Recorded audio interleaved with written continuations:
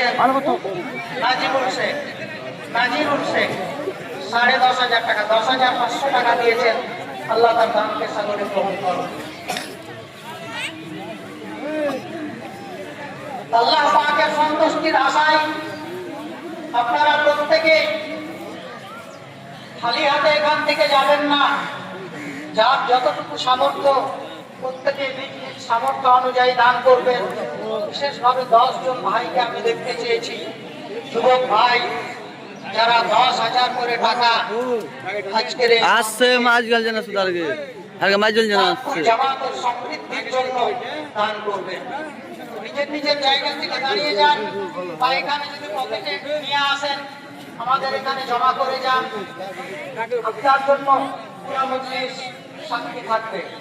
একজন ভাই 2,000 দিয়েছেন, আর একজন ভাই 5,000 টাকা দিয়েছে। মাওলা তার সাদরে তাদের দানকে সাদরে গ্রহণ করো। এই দানের বিনিময়ে জায়গায় দান করো।